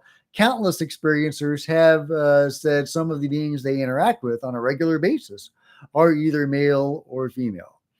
And, which is interesting because a lot of them do seem to be sexless. A lot of them seem to be, biological robots. Especially the smaller grays and gray types seem to be, living androids of a sort. So, however, it's in those from autopsies and various other evidence seem to be largely sexless. However, even some experiencers will say that even some of the small grays seem to have a sex. Now, maybe this was just their personality and the spirit of their personality was more masculine or more feminine. I don't know. I don't know if they actually had a sex or if it was just their whether they had a more feminine or masculine personality. But great question.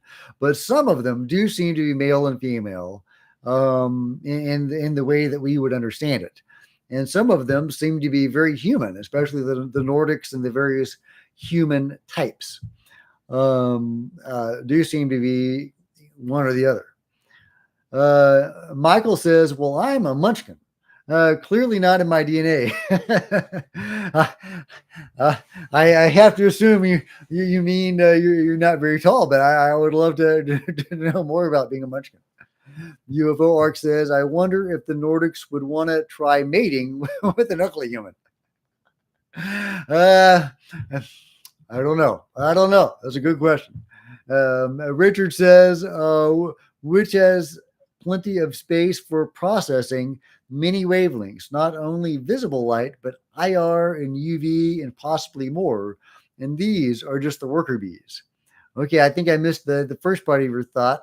Oh, yeah, here's the first part. Meta-lens technology comes from analysis of the gray eyes. Yes, a lot of that information was contained in The Day After Roswell, which I kind of did a review on and an analysis of a few days ago, comparing Colonel Corso's original notes to the final product, The Day After Roswell, because I had always really thought highly of the final product, the Day After Roswell.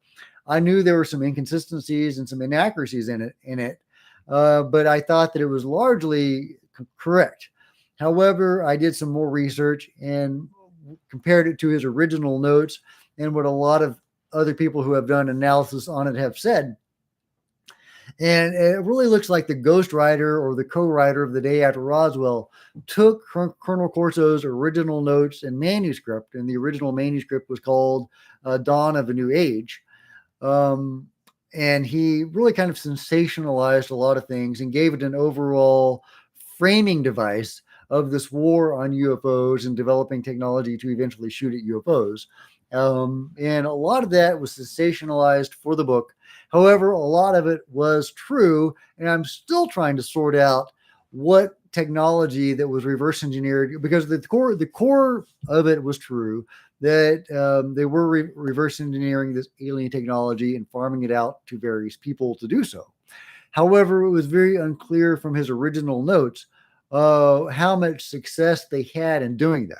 So I'm still trying to find reliable information about what technologies were actually advanced from studying this technology. And I know what it says in The Day After Roswell, but I don't know what's fact from fiction. So if any of you guys have a reliable source on that, clue me in, please.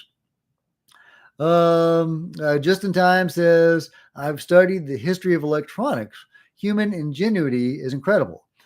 Could be aliens out there too, but I'm just saying transistors and all this tech yeah. Well, that's what I found out too from the research I've been doing over the last week or two, is that it's actually very encouraging to think that we are the author of our own destiny in a certain way, and that we have achieved our technological advances ourselves, at least. So that's very encouraging if that's true. I'm still trying to sort out the fact from the fiction on that, because I do believe there probably were some advances in technology that came from this technology as well. So I don't know.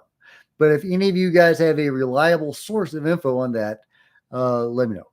AKA Crazy Fool says, I love Kirkpatrick. I also love stubbing my toes and getting my teeth pulled. Yeah, me too, man. The lovely Sean, yeah, UFO arc, the lovely Sean Kirkpatrick butt plug. A possible idea for a sex toy. That would be hilarious. Christian says the ET Police is the name I gave them. By the way, I doubt there's any books. Don't take the ET Police name to the bank. Okay, yeah, good point. Good point. Thanks for mentioning that. The check might bounce. That's just my theory. Sorry, guys, I'm 9 minutes behind. No worries. I'm probably 9 minutes behind in the comments. If you want to prioritize a comment, please leave a super chat and I will read it right away. That's the motivation, right? Michael says, since my tax money was used to develop this tech, I'll be expecting my stock dividend. Yeah, I know, right? I mean, really, this is taxpayer money paying for all this that has made people wealthy. Where's our kickback, right? Where's our tax rebate? We deserve it, right? Christian says, I fast forwarded to the present. Oh, well, good. Welcome to the present. I'm still probably behind. UFO Arc says, Christian, that's a great name. As we don't know who they are. Yeah, the UFO police. I like that. Yeah, we should all ask for a tax rebate on this. The momentum is now unstoppable in our favor. Yeah, let me go back to the amendment itself and see if there's anything else that is, I mean, it's all worth going over. It really is. It's very dry. I don't want to bore you guys. It's important, but it's also important not to be bored to death. But let's go over number 3, collection. This is in the definition sections. They've just redefined experiencer as close observer. I disagree with that. I think that's wrong, because before we had a scale, we had a close encounter scale, right? A third kind, etc. And now they're trying to lump it all under close observer. And I think there needs to be a scale. So hopefully they'll refine that later. Collection, the term collection means the U.A.P. records collection established under section whatever. Okay, interesting. Controlled disclosure campaign plan. Okay, maybe this is interesting. They've got a plan. The term controlled disclosure campaign plan means the controlled disclosure campaign plan required by section whatever, controlling authority Okay, and that was it. That was it for that term. So I guess we have to go back to 09C3 to find out what they're referring to. I'm not going to do that. Controlling authority, executive agency, control government office. All these are definitions. Legacy program. Okay, maybe this will be interesting. The term legacy program means all federal, state, and local government, uh, commercial industry, academic, and private Senate endeavors to collect, exploit, or reverse engineer technologies of unknown origin or examine biological evidence of living or deceased non human intelligence that predates the date of the enactment of this act.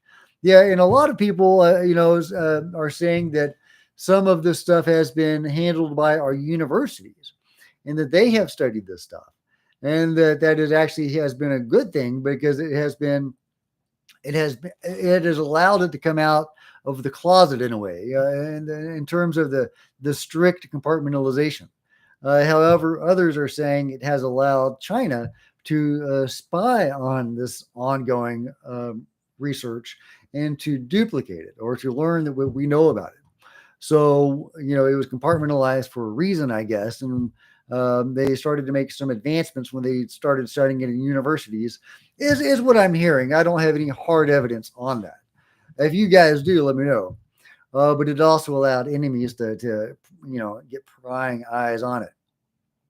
National Archives, non-human intelligence. The term non-human intelligence means any sentient, intelligent, non-human life form. Whoa! So Congress is defining non-human intelligence. Okay, this is juicy. Let me read this again in full. It's only one paragraph. The term non-human intelligence, per this amendment, and it could be changed later, means any sentient, intelligent, non-human life form, regardless of nature or ultimate origin, that may be presumed responsible for U.A.P. or of which the federal government has become aware. Wow. Wow. We've got a congressional definition of aliens, of non-human intelligence. That's nuts. We are living in the future, guys. That's insane. Let's see. I don't want to miss your comments, though. I know I'm hideously behind. Again, if you want to prioritize your comments, leave a super chat and I will read your comment right away. Ronnie says, I think if these hearings really do what they should, many people are going really to be surprised at what they could find, such as the origins or many products in tech. Yeah, totally, man. You want to believe me? Says, personal anecdote. Once in between the sleeping and waking states, I experienced a very specific manifestation of the paralysis phenomenon. Yeah, that does not sound pleasant. This is the entity present appeared as a gray. Yeah, a lot of people confuse sleep paralysis with the paralysis brought on by contact. Now, I don't mean to say you're confused, but a lot of people try to dismiss some contact experiences as sleep paralysis when really that is simply a part of the contact phenomenon. And they will paralyze you. And I've also seen it in paranormal cases. I investigated a haunted house where the one of the individuals, there was a husband and wife, and one of them was paralyzed while the other was engaged in contact. It was interesting. Richard says, I talked to a scientist at Duke U who was lecturing on meta lens technology. Asked him if DNA could code for a meta lens in any Earth species. You want to believe me? Says, continued, I managed to force myself up and grab the gray's arm. Skin texture was leathery and rough. Sometimes I hear it spongy, like an elephant. As soon as I grabbed it, it deflated and vanished. Well, that's creepy. So are you an ongoing experiencer? You want to believe me? Are you a lifelong contactee? And if so, do you prefer to be called a contactee or an abductee?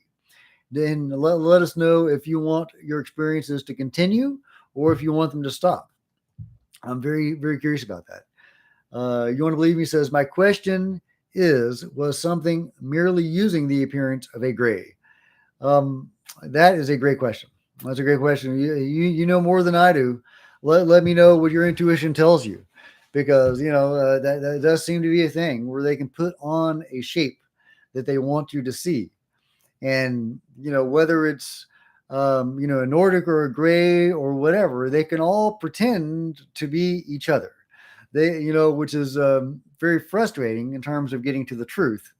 But yeah, they can all put a mental projection or a screen memory in contactees and make them think or see whatever they want them to see, which is, again, very frustrating when you're trying to pick apart contact experiences, as I do.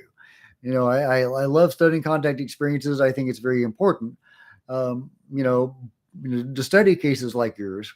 You want to believe me, but it does make it difficult when they can manipulate your mind so easily, and then wipe your memory of it. Very, very frustrating. Very frustrating. And then sometimes the only way people can recover these memories is through hypnosis. Is that how you recovered your memories, or did they fail to wipe your mind, or are you a fully conscious contactee like Dolly Saffron? Let us know.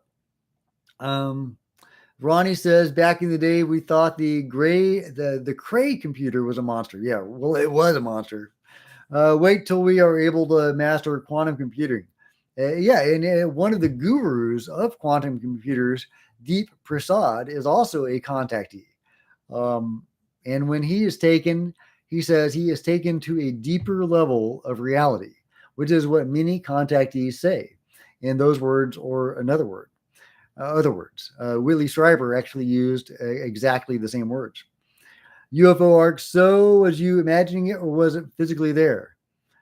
Yeah. I want more information. You want to believe me? If you want to share, I would love to hear your story. I'm sure we all would. Michael says, I know some special forces guys, depends on which group. The DoD keeps the military types on something of a leash, but the private contractors, yes, you should be afraid of them. Yeah, I believe it. Malky says, I have noticed some mainstream news is covering the legislation. Yeah, man, I just saw NBC actually did a piece. I think it was earlier today or yesterday on this. And, they haven't talked about this much. And MSM has been very quiet on all of this. But Fox has talked about them more than anybody, probably the legacy of Tucker Carlson. But they, as a group, they have not been talking about the David Grush story or the legislation nearly as much as I think they should be. But once the hearing happens and the legislation happens, they're not going to have a choice. They're going to have to cover this. But NBC did a positive piece on UFOs. They weren't. I don't think they played the X-Files music. They weren't rolling their eyes. So they were taking it seriously. Really, really encouraging. Really encouraging. You want to believe me? Says I was fully awake and had regained control of my body. So were you taken aboard the craft? UFO, were you scared? Tony says, hello, Jack, and honored to see you live. Hey, Tony, welcome to the live chat. We're talking, obviously, about the Senate amendment that is being advanced by Chuck Schumer in a bipartisan effort to declassify UFO material. And not just files, but actual craft and bodies. This is amazing. We are living in an historic moment. Unless this is all stagecraft, and they're going to come out in a year and say, hey, we've analyzed all the info, guys, and it turns out it was swamp gas. Yeah. Commander Favor was the dogfighting swamp gas. Michael says UFO arc, the CIA and NSA agents definitely made me nervous. They made me nervous too. I try to go as far as I can without engaging the wrath of the minimal act. They are out there, and I've had some tangential involvement or interaction with them. I don't want to mess with those guys. Christian says, "Man, I struggle a lot with sleep paralysis. However, Christian, I did not know that, Christian. Maybe I've forgotten it. I didn't realize that you were a contactee. You saw Grays once. I have to wonder if you saw Grays once, if you've seen them multiple times, you just don't remember. But if you remember some of your experiences, I would love to hear about it. I'm sure we all would too. Christian UFO Arc says, Christian, have you ever been tempted to have a video camera in your room? That's a great idea. Whitley Strieber has tried to do that multiple times, and he doesn't get anything. The only, Peter Maxwell Slattery, who I just talked about a little while ago, has been able to get the Greys on camera twice, and or gray type beings anyway. But they wanted him to get them on camera. They specifically came to his house for him to catch them on camera. He's got so many videos of them and photos of them. I love Peter Maxwell Slattery. He's a wonderful experiencer, a very credible experiencer that has been vetted by so many people. And he's a high level experiencer who has been to other dimensions. And it's just a very inspiring story that makes you realize it's not all doom and gloom. We're not all subjects of some hideous experiment. Oh, thank you so much, Christian. I appreciate that, man. Awesome. Thank you for the super chat. He says, Jack, do you think this phenomenon is heading towards some sort of climax? Geopolitical situation and climate change and the message from the others? Great question. Well, as far as climax goes, I don't want to give a definite answer on that and have egg on my face, but I will say there are so many people saying that we're going to have contact, we're going to have open contact, and some major shift or change that's going to occur between the years 2026 and 2032. I know we would all like it to be tomorrow. We'd all like it to be at the U.A.P hearing later this month. David Grush will come out and then tell the American public, and then the beings will say, hey, they're ready now. Let's go down there and, fire up the barbecue and, party with these guys. They've got some good music. Let's rock on. But I do. Yeah, no, I do. I think a climax is coming, or probably. I think some major event or shift is coming in the next few years. I think that's very likely. I don't want to say it is going to happen, but I do think that it is very likely going to happen. That is certainly what many experiencers are reporting in various modalities. I did a video on apocalyptic modalities that all occur within that time frame. And apocalypse doesn't just mean the end of the world. It means the beginning of a new world.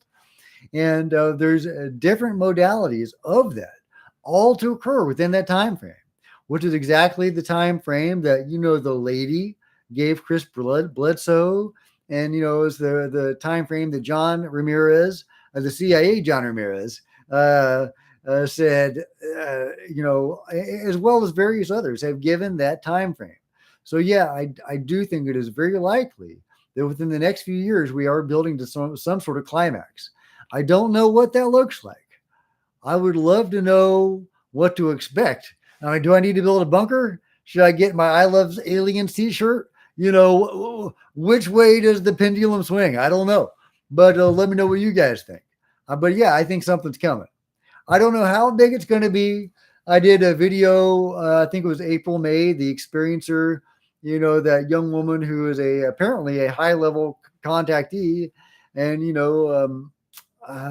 she claims to have been, an out-of-body experiences, been in the Galactic Federation of Light councils and a hollowed out chamber on the moon and all this crazy stuff. I mean, it sounds crazy, but I believe a lot of, this extra dimensional and out of body experience does happen. And so if she is right, then we are going to have open contact, where the beings are walking around our city streets and part of our society by 2050. So, that's, again, not as soon as a lot of us would like, me especially. But Tony says, but yeah, to answer your question, I do think some climax is very likely to happen in the next few years. Will it be aliens openly walking around our society? I don't know if we're going to get that far, but I do think something's going to happen. It could UFOs over the cities, maybe multiple Phoenix Lights incidents, maybe even occurring during daytime. Yeah, I think something like that is very possible. Yeah. But let me know what you guys think. Oh, Tony says you Reiki heal too. Yeah, yeah, I'm a Reiki master. Actually, I'm a Karuna, which is one level above a master. But there's levels above that, so I'm not, but I don't have like a practice or anything. I don't heal people professionally. I you know, yeah, my Reiki story. I've talked about that before. I don't want to bore you guys with my Reiki story. Um, but it was really cool, man. I mean, I was an atheist all my life, and then I got into UFOs, and that inexorably led me to the paranormal and the spiritual and the metaphysical. And I started researching near death experiences. I did ghost hunting. One of my ghost and I had experiences, and I was trying to make sense of that. That's why I started researching near death experiences to see if this was some sort of alien thing or if the spiritual really did exist. Because at the time I viewed ghost hunting, I thought it was all aliens, or we were seeing some artifacts of alien technology. But as I began doing it, I began seeing, this doesn't look like. I don't think this is alien technology, guys. I think this may be real. So yeah, so I started researching the spiritual, and one of my ghost hunting buddies was a Reiki master, and she did Reiki on me. I asked her to do Reiki on me after my researches had led me to take it seriously, because I had not taken it seriously. When she said Reiki, I just kind of rolled my eyes. But my researches into psi phenomenon led me to take Reiki more seriously, and so I let her do Reiki on me, and I felt it, man. I felt it. I felt the force. It was awesome. It was awesome. And not long after that, I started taking a class on it. Ended up being a 1.5 year long class, and I'm a Reiki master, a Karuna master now. I love it. I love it. I can heal now. I can channel this energy. And you can do other things with the energy too. I'm not going to talk about that now. I Seems like you're not supposed to talk about that sort of thing, but it's really cool, guys. It's really cool. Love it. Love it. Yeah, but yeah, I really should do Reiki more often on myself and others to stay in practice and to keep my attunement sharp. But yeah, that's all part of it. Aliens, the beings, teach people how to heal with their hands. We all have this innate ability. You don't have to learn Reiki to learn how to heal. There's many different healing modalities, and what they really do is reawaken these abilities that we're all born with.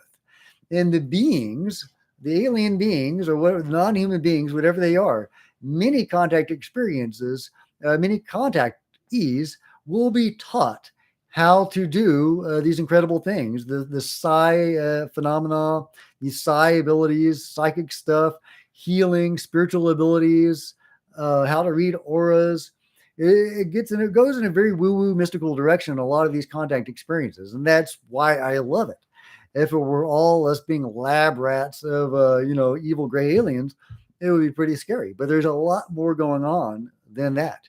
And not all of the grays are bad either. People have had very good interactions with some grays. There are some good ones and some bad ones. Oh, Christian says you saw gray once. You saw grays once. Okay. I want to learn more about your experiences, Christian. Christian says, man, I struggle a lot with sleep paralysis. Only saw grays once. That sounds scary. That does sound scary, man. Um, oh, Jim C is in the chat. Oh, well, hey, John, your comment was first. Guys, I'm so hideously behind on all the comments. I really don't want to miss anybody. Again, if you want to prioritize your comment, super chat.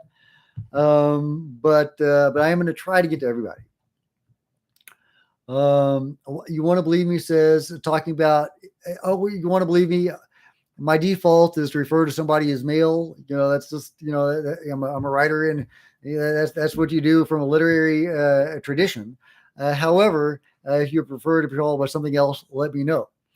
You want to believe me? It was scary until it wasn't, i.e., it almost felt like latex rubber as it deflated, like it was designed to fool.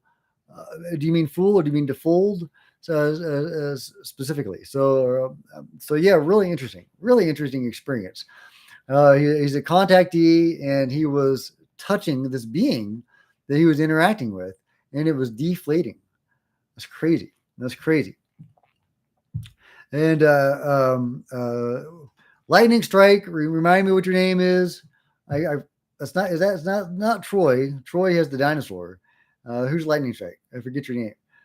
He says, I saw the Greys installing something on top of a Marriott many years ago, but they were phasing in and out of our visible spectrum. Well, what were they installing? That's kind of alarming. That's alarming. John Ramirez says the 2013 press conference failed to bring about disclosure. Why? Well, so did the 2001 one, but what it did is advance public consciousness to a certain point and get this information out there from these witnesses. And I think that was huge. And I really do. I think that was important, whether it accomplished real UFO disclosure or not. You know, that's why I'll rag on Stephen Greer all day long for spreading disinformation and for, well, I'm not going to go into my Stephen Greer rant, but you know, he has done some good, like the disclosure summits. And I will give him credit for the good things that he's done, while at the same time, no forgiveness and no tolerance for spreading disinformation and general poison. Yeah, and for letting greed and ego get in the way of disclosure and real information. Yeah. But yeah, so, but he has done some good stuff, and I am not afraid to say it. Jim says, someday we shall all look back at these times and recall how we were ridiculously kept in the dark by our government. Yeah, man. Amen. Preach, brother. And other organizations, and how far we've come to our understanding about aliens and UFOs, thanks to numerous trailblazers like Tim, Graves, Grush, and Jack. Hey, man, mentioned in the same sentence with my heroes. Yeah, thank you so much, Jim. And people like you too, man.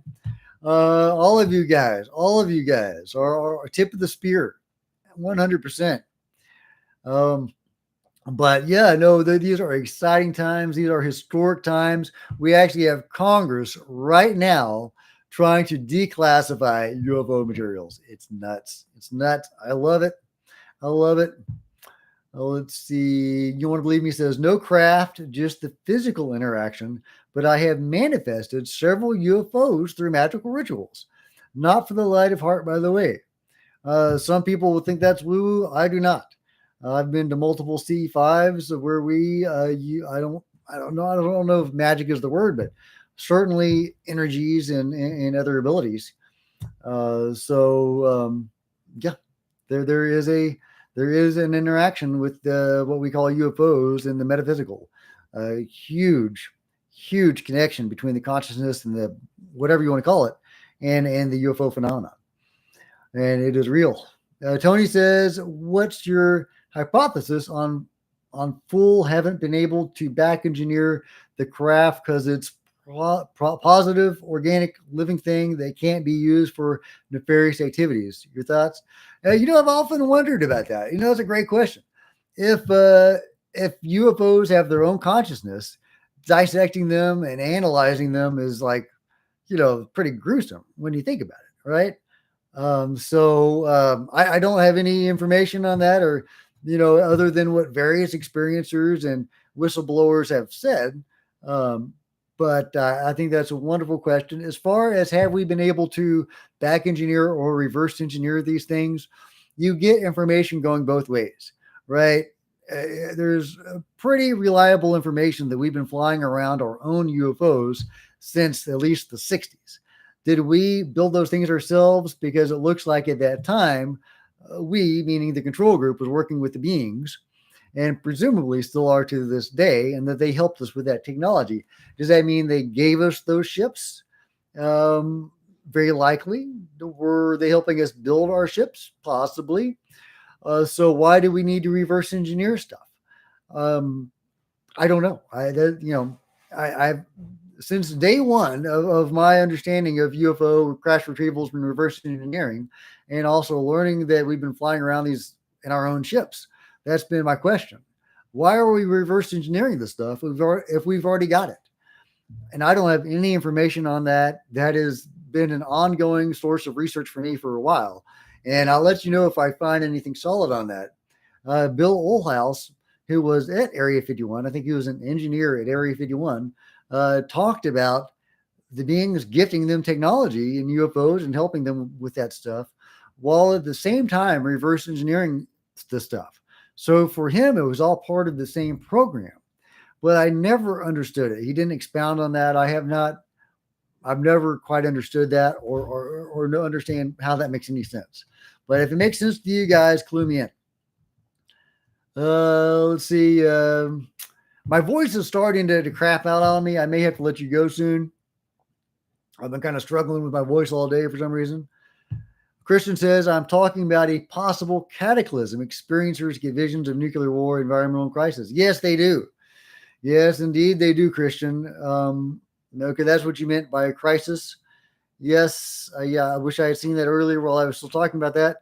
But yeah, no, experiencers are often given visions by the beings of environmental catastrophe. Now, in some cases, though, okay, so I'll run you through it. Okay, so I'm thinking of one particular experiencer who's been vetted by a lot of people, and he's a really credible guy. And his recollection is that they were, when he was aboard the ship, his experiences were very negative starting off. It was just awful for him. It just terrible. Eventually, it became much more positive to the point where he was even helping them carry out abductions. He even helped them in a mass abduction where like over 100 people were involved. And it seems that he just slowly came on board with what they were doing and realized, what they were doing was a good thing to his satisfaction. However, he also talks about essentially being brainwashed. And one of the things that happened in that was he was hooked up to a machine. They put some stuff on him, on his skin, and that seems to be where some of these scoop marks or things are coming from. They're hooking things up to people. And he was made to watch scenes of environmental devastation and catastrophe and apocalypse. Just this horrible, horrible, devastating imagery that he was made to watch. And to just feel, and not just watch, but also experience. And he was made to feel all these horrible negative emotions. And it's just this torture, this emotional torture, because he was made to feel these things. And it was just awful. It was a grisly experience. And then he was made to watch these scenes of beautiful nature and transcendent beauty, and made to feel love and peace and joy, and see the beauty of nature and the love of nature, and really emotionally connecting and forced to feel this emotion as well. And so this experience and he became more environmentally aware and sensitive after this. So the beings were essentially brainwashing him to be more environmentally aware and sensitive. Now, I'm not even saying their position was wrong. Their techniques sound very much like torture, though, and not pleasant at all. So I'm not going to say that that's a good thing. And I'm not going to get on environmentalism. I do think that we in general should take better care of our planet. We are not anywhere else yet. Elon Musk might get us somewhere someday. I hope he does. But for the moment, we are here, and we need to take care of our big, beautiful planet. Which is anyway. But yeah, the beings were brainwashing people into environmentalism essentially, and forcing them to see these visions of an apocalypse, of this catastrophe, this environmental catastrophe. And so that could explain some of the visions that people are seeing. And others, I don't know. I would love to hear your thoughts, Christian, and others, if you have any specific thoughts about some of these visions. But yeah, the beings seem to be brainwashing people to be fearful of polluting the planet, and also possibly nukes. So, which is a consistent message over and over and over and over again in their taking people, in the contact experiences. So, yeah, that is, don't look at what they do. Well, I mean, look at what they do. Look at what they say. Compare the two. But one thing they say consistently and one thing they do consistently is advance environmental messages, and they do seem to be very concerned about our nukes. So, Yeah, that is interesting. That is, but when you study contact experiences, those are probably the two most consistent things that you find. Is that, I don't know if that answers your question, but that's where my mind goes when you ask that. Michael says, here's the only thing that I can conclude about our visitors. They could reveal all to the general public at any time, but they don't. Yeah, I know. Yeah, exactly. We could have disclosure right now if the visitors wanted us to have disclosure. It hadn't happened. So why? I don't know. Man, there are so many comments, guys. There are so many comments. You guys are awesome. Thank you guys so much for joining me. And I'm missing so many of your comments. I really, I am sorry that I have missed so many of your comments. But my voice is starting to crap out on me. I think I better let you go. But I'm sorry I missed your comments. Man, well, I will do another one of these soon. Yeah, Tony, what level master? Yeah, Karuna. Constellation Fleet, do you think Biden will make an announcement? I mean, that's what some people are saying. Tony says, did you see my question? Yes, I saw your question. Christian says, man, I got to go, guys. Hey, Christian, we'll have fun at your party. And I got to go too, guys. My voice is doing crap. But thank you guys so much for joining me. Please hit a like. Please subscribe and hit the bell to be notified of future videos. Join me on social media. There's Facebook and Twitter links below. If you want to go further than that, there's super chats and super likes, and there's PayPal and stuff like that. But you guys have been awesome, and I will see you soon. Have a great weekend.